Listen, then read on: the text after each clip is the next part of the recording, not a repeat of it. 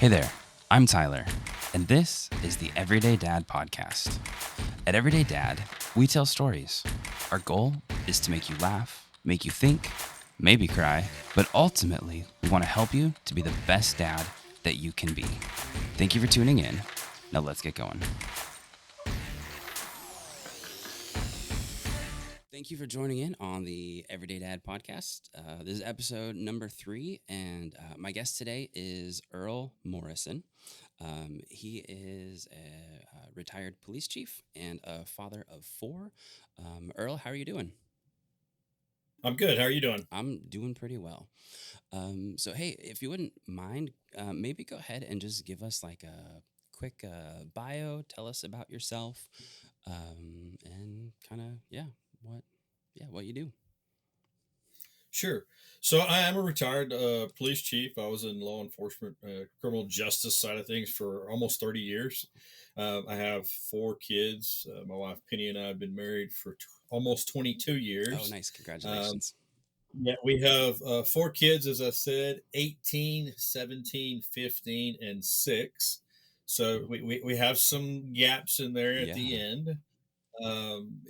It's one of the challenging things and joys of the life is having kids. I think being a dad is one of those things that can be like the most frustrating, but also the most rewarding things that you could be. And so we laugh because I was like, I had 3, and then 9 years later, I had the 4th one. And so I tell everybody that either I did a really good job and God said, hey, I'm going to give you another chance with another one, or I yep. messed it all up for the first one. And he said, hey, I'm going to give you one more Good chance. chance to get this right with this other one. So Yeah, here's another blessing for you. that's So I awesome. don't know which is correct. It Yeah. probably depends on the Okay. Yep. but No. that's just a little bit about me. Awesome. That's fantastic. Um, and we were chatting just ahead before I hit the record button. My dad just retired from 40 years of law enforcement this year. And kind of our joke in our family, I guess sort of a joke, is his first official day as being a sworn in police officer was the day that I was born. So he had to call in sick on his first day of being a police officer because I was being born. But then it was also Yeah, kind of a fun reminder that every year on my birthday was also his anniversary of being a police right. officer. But yeah, it's fun. So hey, I have just a couple of we'll call them warm up questions just for fun. So this first one is what is something that I would never guess about you? Oh, there's probably some things I'm a retired police officer, but my first major in college was actually nursing. Interesting. Okay.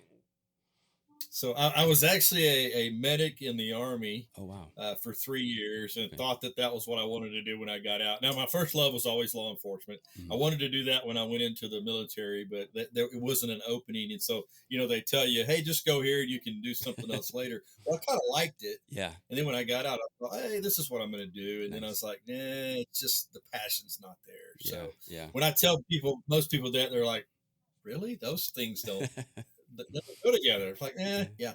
No, I have a friend who was in the military and now he's in nursing, and he jokes about he's like, I poke holes in him and then I patch him up.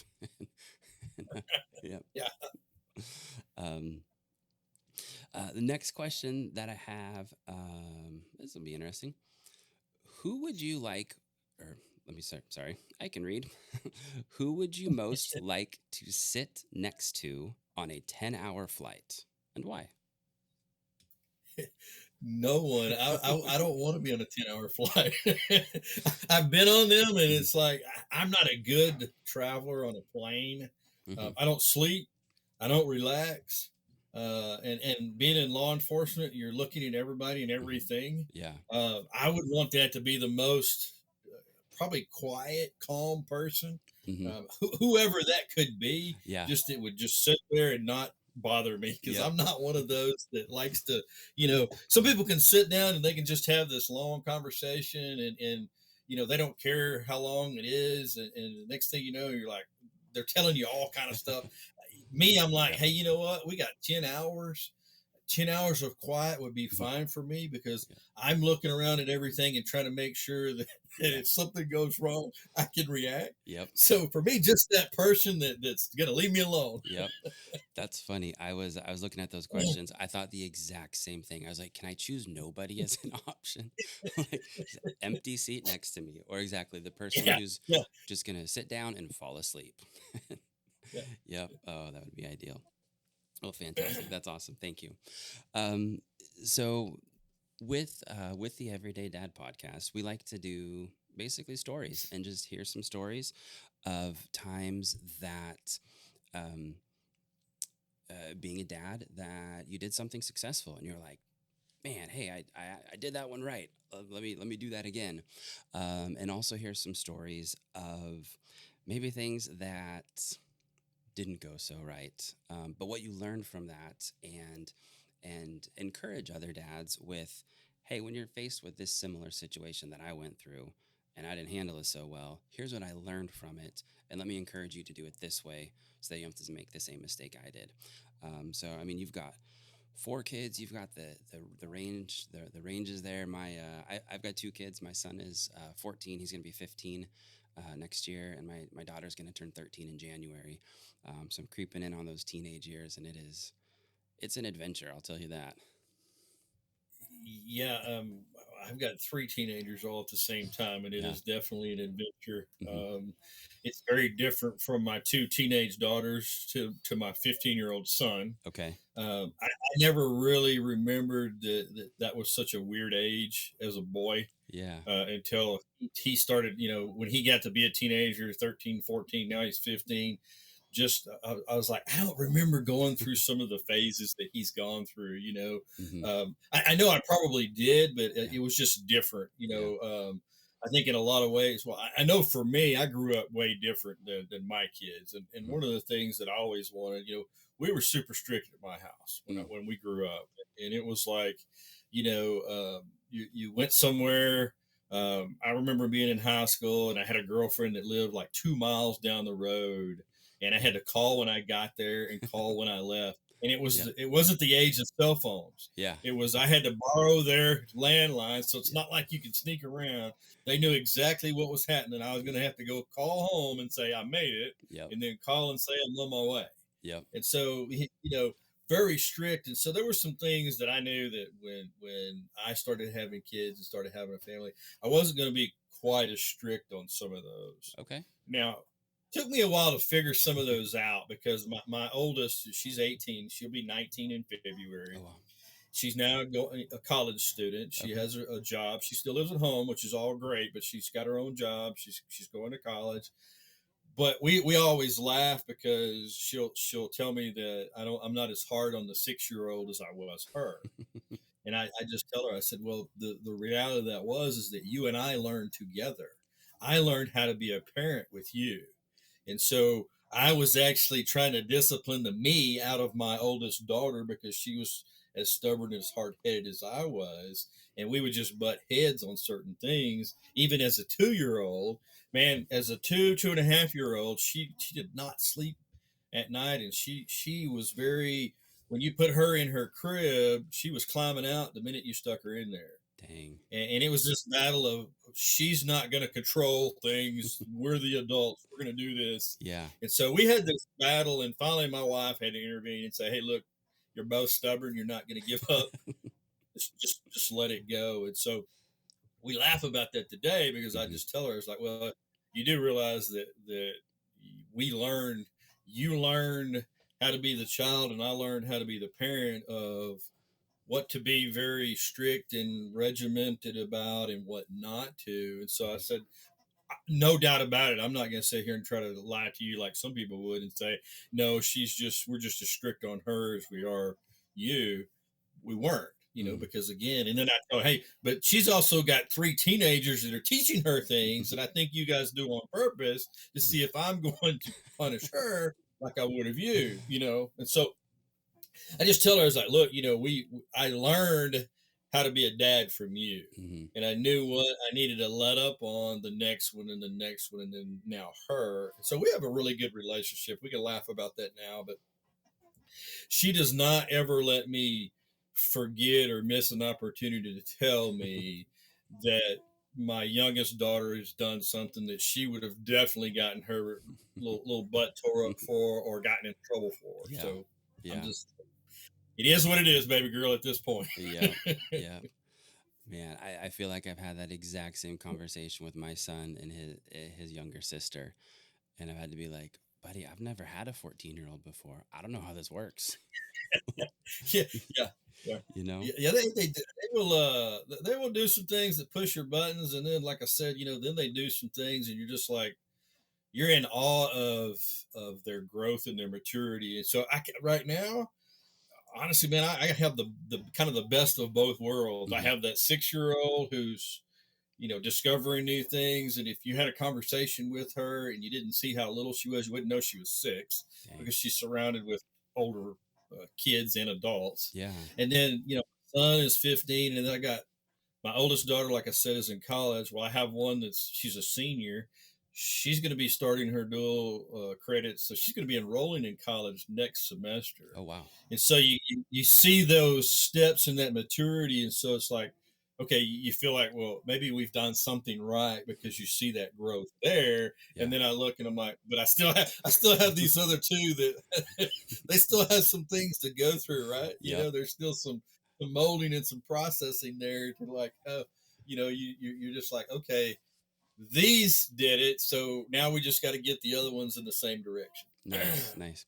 So that's, I guess, how is that having, I guess three kids that are just about, I mean, almost basically driving age, and then the 6-year-old, like that's, I guess, kind of what's the dynamic, or and I know you've explained a little bit of that, but that's um, interesting.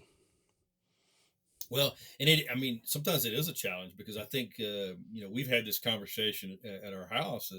My wife and I, and the older kids, we all sometimes forget that she's six because, we've been in this world and communicating, and, we obviously we treat her like she's six, but we don't treat her like a baby. Gotcha. She's interacted with us, and she gets in there and she holds her on. Wow. But sometimes we have to peel that back and say, okay, let's not let you grow up too fast. Hmm. You're talking a little bit different than you should, and maybe you're listening to things that you shouldn't because it's for older minds and things. And so we have to realize, okay, if we're going to do some of those things, or there's something on TV that may be influential that she shouldn't be seeing, we have to be very intentional about saying, remember, she's six. And when I tell my son who's 15 and my older daughters that, sometimes my wife and I have to tell each other, like, remember, she's six. Yeah. You start looking at these expectations because you've got a bunch of teenagers, and then you got to remember, okay, the little one is six. Yeah. You got to pull that expectation back just a little bit and Yeah. allow her to be a kid. Gotcha. And so it's challenging sometimes. You just got to, you got to be aware of it, and, Hmm. and know that, when you're like letting it go too far in a direction, and just say, okay, we got to pull her back because she's six, and we've got Yeah. to make sure that we do some correction there, or do some other things, or not expose her to those certain things. And so it really is a matter of just being very aware and intentional about not grouping her in with the older kids in certain things. Gotcha. No, that makes sense. I could see that. Like, I mean, I think about like movies or something, where the older kids could handle, you know, something, and then try to be family movie night, and it's like, wait a minute, we have the 6-year-old. Yeah. Yeah, I can't, And can't. you have to you got to be careful because Mhm. sometimes she doesn't understand that, and so we try to do both so Mhm. that she understands the reason why. Gotcha. Because again, when she's exposed to all of us all the time, she wants to be in there and included, and they do a really good job of um, including her in the things that they can. Mm-hmm. Be it that I mean, they're all quite a bit older than her. They still do a very good job of including her in the things that they can, and not making it like, she's over here like she's really an only child because Mm, there's such a gap. gotcha. I think overall we do a very good job of making it where it doesn't feel that way. Cool. That's cool. Um, I, I read this. I think I listened to the audiobook one time of, I might get the name wrong. Kevin Lehman, I believe, wrote a book, and it was called The Birth Order. And he did this study about characteristics of children in the order that they were born: firstborn, secondborn, thirdborn. And they, in their studies, they found, I think it was, it has been a while, I'll probably get the numbers wrong, but it was something like a 5 or 6 year gap, that if there's a 5 to 6 year spread and then there's another child, that child will then almost become, take on firstborn tendencies, because there's been this gap, um, kind of a thing. So I guess it's in the back of my mind. I always find it kind of fascinating and very interesting when I kind of see those, like those different age gaps. It's really cool. Yeah, and again, it does create that challenge because it does kind of feel that way because there is that gap. Yeah. Yeah. Um, So I guess I'll ask in kind of a follow up. Do you maybe have a couple stories of maybe a time or two that you'd feel comfortable sharing, that maybe you didn't handle a scenario as well as you would want to, and then maybe kind of what you learned from that, to help other dads out there, kind of, I guess one, uh, understand that challenges amongst dads are similar, and we all go through very similar things. And I think we can, learn and glean from other dads, um, and work on becoming better. So do you have a couple stories like that that you feel comfortable sharing? Yeah, I mean, I wish I could tell you times where I've messed up, but man, I've been doing this for 18 years. I'm perfect as a dad, man. Yes, yes. Yeah, so I have a couple. I'll tell Mhm, you one about my daughters, and really my second oldest that's 17, mhm. and then I'll tell you one about my son. Okay. And so my oldest, she's the one that's experienced a lot of the first. Mhm, She's got her job. She got it first. She started college, and it's always the second child, and there's really no competition between the two, and we don't even we don't live that way. We mhm. just try to get her to, hey, ask questions of your older sister because she may have experienced it and she can help you.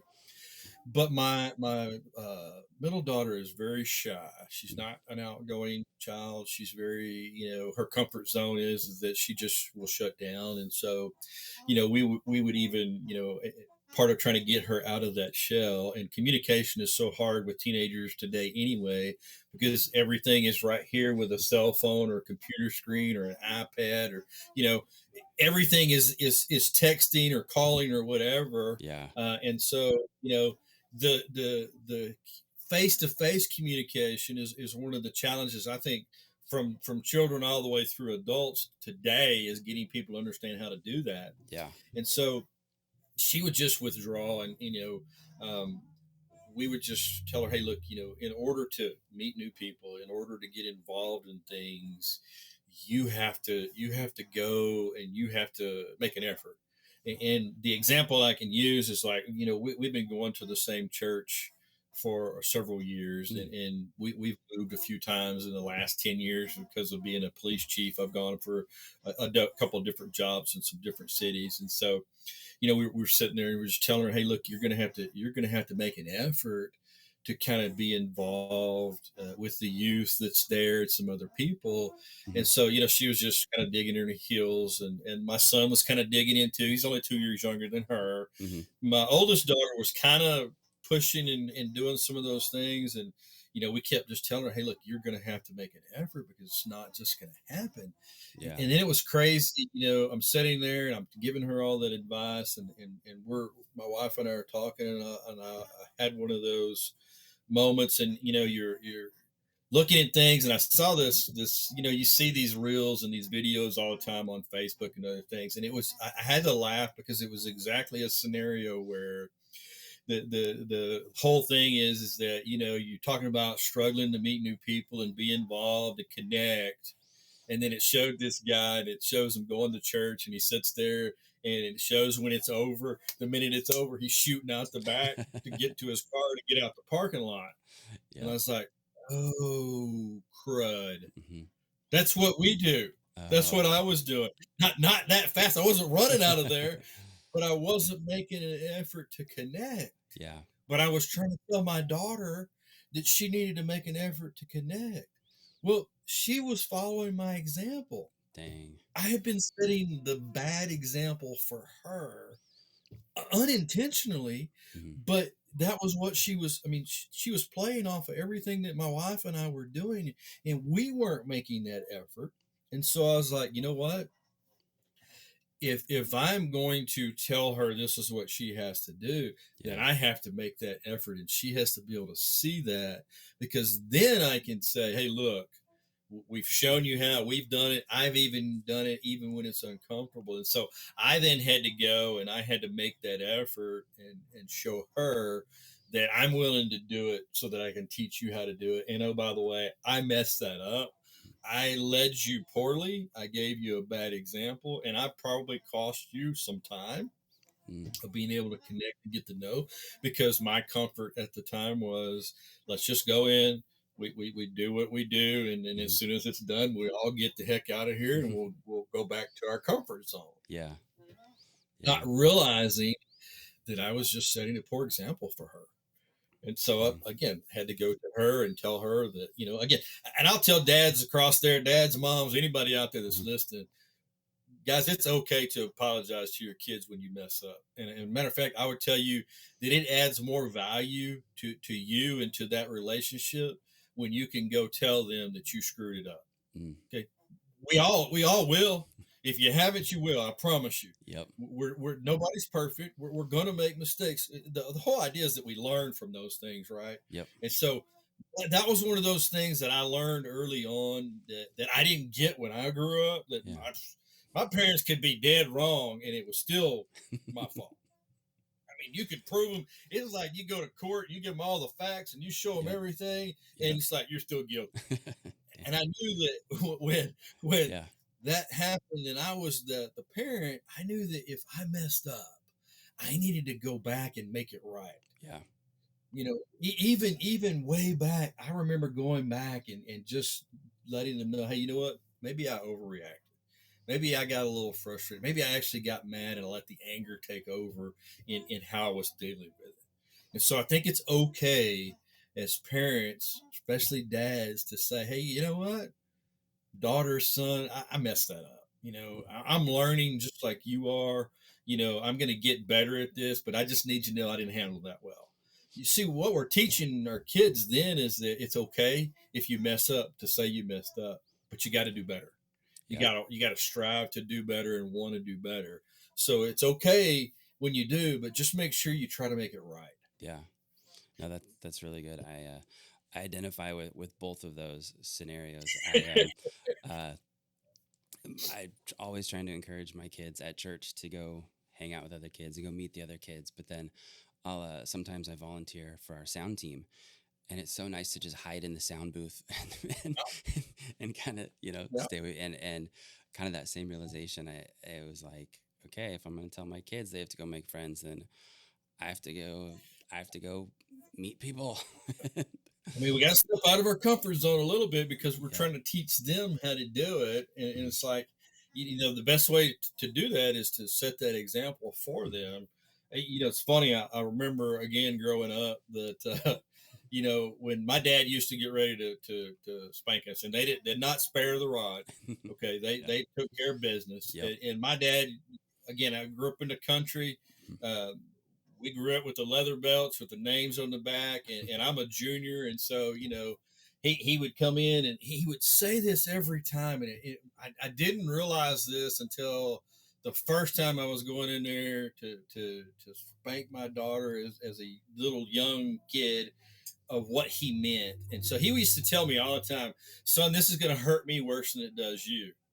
And I'm thinking in my mind, it was like, what do you mean hurt you worse than it is me? Hey, I tell you what, and I'm thinking this, I would never say this. So I never said this to him, Yeah. but I tell people, I'm thinking in my mind, okay, Dad, let's trade, because you're Earl, I'm Earl. So it's just Earl spanking Earl, right? So Yep. let's just trade places and see if it really hurts you more than it does me, Yeah. And so when I got in there to discipline my daughter that first time, and I spanked her. I never used anything but my hand on them. And I did it, and then I'm like, oh, that's what he meant. Yeah. Because I got it. It's like I knew it was necessary to change the pattern of behavior, Mm-hmm. right? Yep.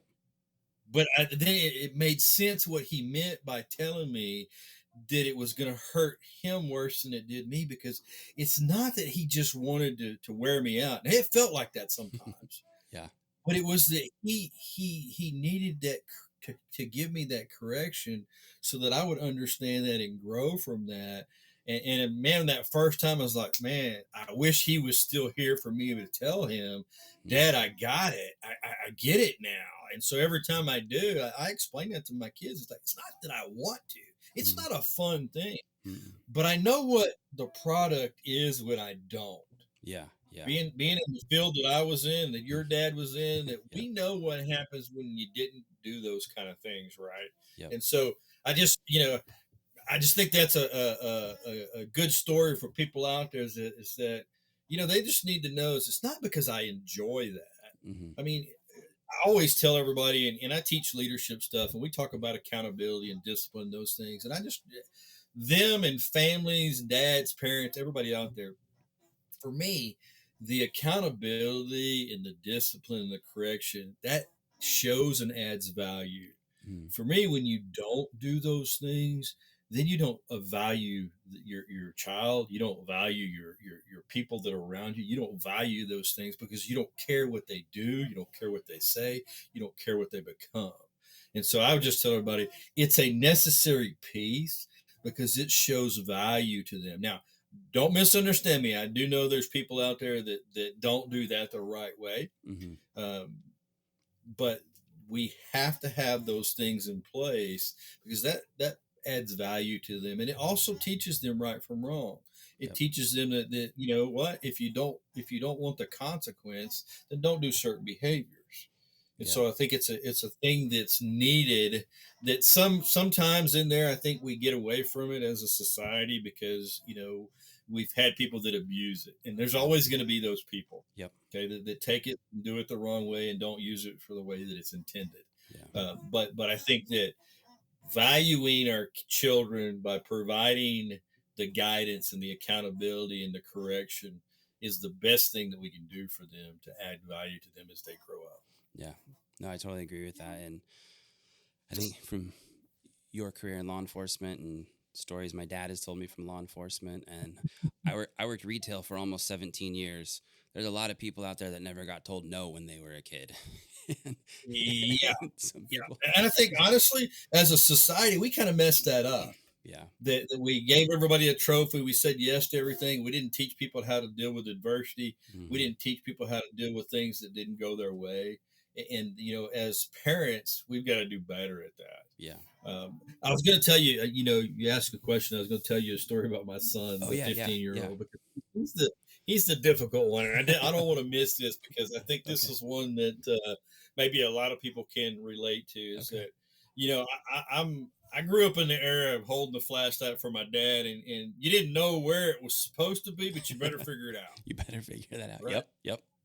And if you get told to go get something, you better figure it out because it wasn't going to be good if you brought back the wrong thing or if you held the flashlight in the wrong area. And so, Mm-hmm. I'm trying to connect with him, and this has been ongoing, and he's very reserved. He's just a quiet. Nothing really riles him up. He doesn't get overly excited about anything. He doesn't get too down about anything. He's just kind of a mellow guy. Mm-hmm. And so, talking to my wife, we're like, I want to let him help me do things, because it's time for us to be together. Mm-hmm. He doesn't, crazy thing is that he didn't grow up like me. I'm a sports nut. He Mm-hmm. didn't get that gene. Okay. He could care less. I've got one daughter that'll watch football with me. Yeah. My wife will at least, talk baseball with me, but Okay. my son's not that way. He Yeah. doesn't have any of those same interests. And so I'm like, the only thing I've got is to get him to help me do things around the house, where they're cleaning up or putting things up or whatever. When I first started that, man, it would just frustrate me because I would tell him, hey, go do this, Mm-hmm. or go get me something. And I'm sitting there and, I don't. I mean, here's the thing. It's not that I need his help. I can do it without him. And I want dads out there everywhere to understand is that it's not about that, because that makes it about me. Hmm. And so I was trying to find a way to make this about him, where he could do something with me, and we could both say, "Hey, we did it together. We spent time together." Yeah. And so I would get so frustrated because I'd send him, and it would feel like 10 or 15 minutes later, and he's coming back, and he doesn't have the right tool, or he's asking me a question. I'm like, what took you so long to go figure out? You didn't know what I was talking about. Yeah. And I was like, so I start talking to my wife, and she's like, well, he's not dumb. I said, well, I never said he was dumb. Don't Yeah. misunderstand me. Yep. And so what we figured out is that I've got to be very detailed Hmm. with what I tell him to go do or get, because he is literal. Mm. So I started like, okay, I was like, okay, go in the garage and get me the screwdriver, and I had to tell him it's the Phillips head, it's the funky looking one, not the straight one, and if it's got a color on the handle, I have to say red, yellow, black, Yeah. that one, and it's in the toolbox that's on the shelf, that's the second shelf from the top. Mm. That's how detailed I have to get with Dang. him. And Okay. let me tell you, everything that you tell him, he will do it, Hmm. but he doesn't stay focused. Okay. So it's like he'll come there. So if you don't give him all those details, he's going to come back and say, "Well, I couldn't find the screwdriver."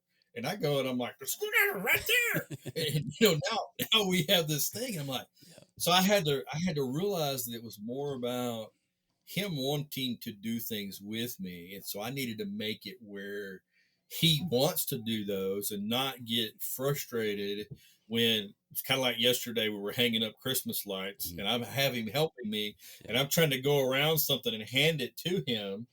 So I hand it to him once, and I'm going back around to hand it to him again, and he's already looking somewhere else. Oh gosh. And so I'm like, Oh son, man. hey, one more time, So my wife and I laugh about it because she was like, "Well, did you get frustrated?" I was like, "No, I just called him back over, because he's out there and he's doing it, but he's just." It's that mind of a 15-year-old where there's really no care in the world. If I told him to stand right there and not move, he would, but he'd be miserable, Yep. right? And so I had to realize not to get all frustrated and upset when I'm having him out there with me, because it's not about whether he knows everything that I need him to know. It's about us spending time together. Yeah. And if I'm yelling at him, if I'm frustrated, if he doesn't feel like there's a connection there, he's Mm. not going to want to do that. He's going No. to be in there like, oh, I don't want to come out there. I don't want to go help dad. I remember being there sometimes like, I don't want to go hold the flashlight. I'm not going to know how to do it. Yep. Yep. So No. just to let people out there, it's like we had to figure out, for him is like, okay, if I want him to help me, I just have to be intentional about giving him the directions and being patient with him as he processes that differently than I do. Hmm.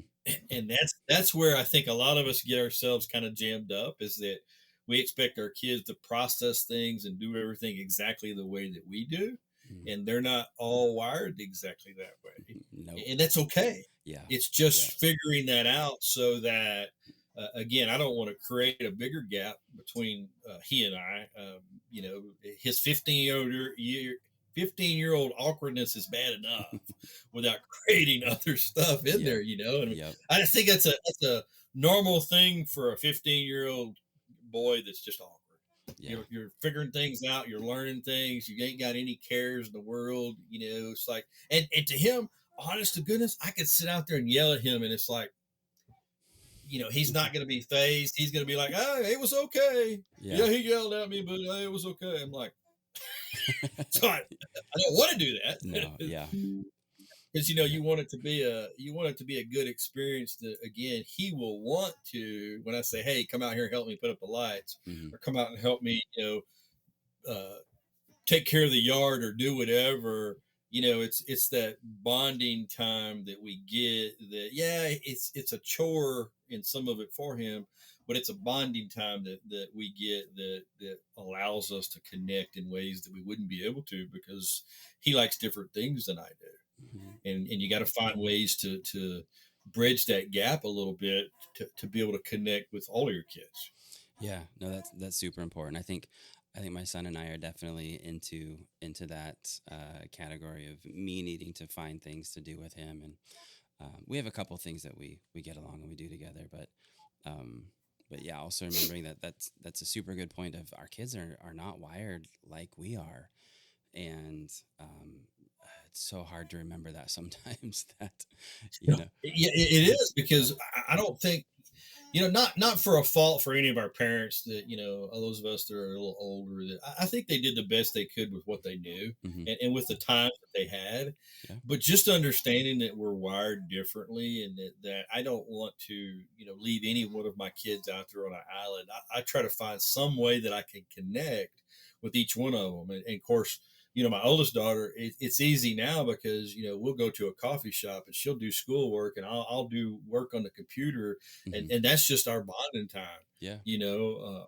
Or watching a ball game with my second daughter, and then my son trying to figure out some way to do that. And the hmm little one's easy because, she just wants to play a game or do something every now and then. You just make time to make sure you're playing or doing whatever she wants to. Now it'll yeah. be interesting when she becomes that teenager Yeah. of how to, connect those two worlds. And again, I think we just have to be very intentional to find ways to do that, and not expect them to always, like, come to us, Mm-hmm. because while my oldest and I love, I mean, we love to go to the coffee shop, and I was trying to do that with my second daughter, Mm-hmm. and she was like, well, she'll go and get something, but she doesn't like to sit and Mm. talk or do anything. She wants Got to you. get it and go. Yeah. Well, me and the oldest are like, we want to go kind of hang out, doing our own thing, but we'll talk in that too. Mm-hmm. And so just realizing that, okay, maybe the second one doesn't like it that much. And so Yeah. we may go pick something up, but she always wants to take it home.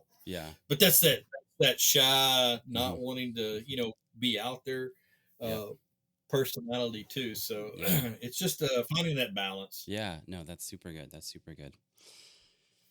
So hey, well, I have just maybe one or two more questions, and we'll kind of start wrapping things up. I'll ask this, and I kind of mentioned this question earlier when we were chatting before we recorded. But so, what's been kind of your favorite part? And and I say in this stage of life with your kids, and if that's not a good way of asking it, or if a good answer, like the within the last like year ish, what's kind of been your favorite part of this particular stage having, and I guess you've got a very wide spectrum of stage 18, 17, 15, Yeah. and 6, so that's a lot. But I guess what's kind of been, yeah, the favorite parts, and then I'll follow that up with the inverse of that question of what's been the kind of the most challenging for this particular stage with that group. I think the favorite part is, again, we do have such a wide, 6, 15, 17, 18, but just seeing the 17, 18-year old mature, and take some next steps in life. They both have part-time jobs. The oldest is in college. The other one's about to start college next semester. Just seeing the fruits of your labor, of them putting that to use, and becoming, maturing and becoming a productive adults. Mm, That's a cool thing. And yeah. honestly, to be able to go and have a cup of coffee with your daughters and just hang out, and I've had both of them that we've gone and we just talked about next steps, and about some of the things that the challenges that they're going to face with college and doing that. And then, I think, in it, the fun piece too is that knowing that there's a lot of things that we're doing that's working, Mm, and seeing that happen. yeah. Now, the flip side of that, the challenging piece is that with the 6-year old and the 15-year old, to make sure that we do it well with them, just like we did with the first two, Yeah. that we continue that and prepare there. And some of the challenges with all of them are, and I think this is probably true with most parents, is that what's challenging is when they start becoming older and they get in those teenage years and they start growing and maturing, and all the things come into play where they get jobs. They're thinking about their future with school.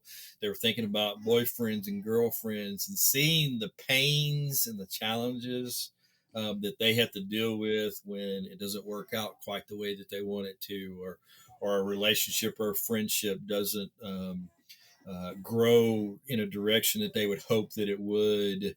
That's a challenge Mm, as you watch them deal with that difficulty, uh, wanting to fix it, knowing that you have to let them go through it. yeah. Mm, Um, that's a challenge, I think, man, as a parent, to watch your kids go through adversity and want to fix things and make it better, and know that some things, the best thing you can do is just be there when they need you, yeah. but don't try to fix anything. And that is a hard thing for me. It's a hard thing for most of us dudes, is that we Yeah. want to fix things. Yep. Yep. I was in business for a long time, just Mm, like your dad, that mhm. we were fixers. Yep. Yep. That to being hands off and saying, okay, we just got to let that play out, but we've got to be there when they need us. Yeah. And so creating that, Hmm. with those challenges and then seeing the good stuff, is that one of the things that my wife and I always talk about is we always want to have the environment where our kids can come and talk to us, and that they want to. And Gotcha. that's one of the things, man, I'll knock on wood and say that myself and my wife, we've done, I think, a really great job of fostering that kind of environment in our Mm, home, is that our kids still come to us when they're dealing with some of those things, that they still come to us and talk. Man, my 18-year-old daughter, who's about to be 19 in February, mm. still asks permission to go places. That's I mean, cool. she respects that she lives under a roof, but Mm, she will ask permission to go do things. So, man, I don't take that for granted. I think mhm. that's just a testament of what we've instilled into her and to all of our children. And I think it's just one of those are the fun things. Those are the Yeah. things that you're like, man, this challenge that you've been in, all these years, that's what makes it all worth it. It makes the challenges not seem so challenging, because you see those things and you see the product that's there. Dang, that's really cool. I appreciate that. I haven't really thought about it in that respect, but kind of getting that 17, 18, 19-year old age, you're kind of seeing the fruits of your labors pan out and you're like, all right, I hope I did this right. Um, And but it's cool when you see it, and it's yeah, the good pieces, yeah, and then sometimes you just like, oh gosh, I can't take this for them, but I wish I could, yep, yep, yep. Oh man, that's awesome. Well, hey, I guess the last question that I have is is there anything that maybe that you were hoping to communicate that I didn't ask, or maybe a question that you're hoping I would ask, and maybe the conversation didn't lead there, and maybe not, maybe we got all the good stuff, but I guess I just want to give you the opportunity that I didn't leave anything unsaid or anything like that. No, man, I don't think so. I Okay. mean, I've enjoyed our time together. Yeah. I think you could have 100 questions, you still wouldn't cover everything as a parent and as a No. dad. Yeah. Uh, like we said before, man, I would just tell dads, man, be there, but don't be too hard on yourself, because we all mess up. Yeah. All I'm just telling you is that when you do, make it right. Yeah. And if there's anybody out there that's a dad that you haven't been, doing the things that should be doing, man, your kids need you. They need that value. They need the example. They need something to latch on to, and so they're looking for that from us. Mm-hmm. So just be a good example. Yeah. Um, Show them the way that it's supposed to be done. And again, when you mess up, own it. Tell them you messed up, and the only way to move forward is to own those mistakes and move forward. Gotcha. That's awesome. I appreciate that. Well, Earl, I super appreciate our conversation today. This has been a lot of fun for me. You've been great to talk to. I loved your stories. A lot of super good encouragement in there for dads. Um, excuse me. But that'll wrap up our episode today. Actually, before we wrap it up, I apologize. I know you have an online presence. Where can people find you if they want to connect with you or reach out and learn more about you and what you do? Sure. So we actually have a website that's earlmorrison.com, but I'm also on Facebook at Earl Morrison Leading and Learning with Character. Um, you connect with us at either one of those places. We're on there. We're also on LinkedIn. Okay. I don't do a lot on X, but Okay. those are the main ones: Okay. Facebook, LinkedIn, and then our website, earlmorrison.com. Fantastic. I'll make sure to put those links. I'll go track them down and get them in the show notes so people can link to that. But yeah, that wraps up our episode today. Thank you very much. It has been great. Thank you.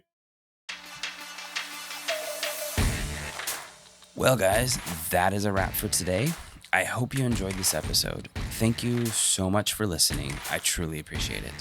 Be sure to check out the show notes for any referenced information. And it would mean a lot to me if you would comment on and rate this podcast, as well as share this episode with a friend or family member. I'll catch you on the next one. And remember, Dad hard.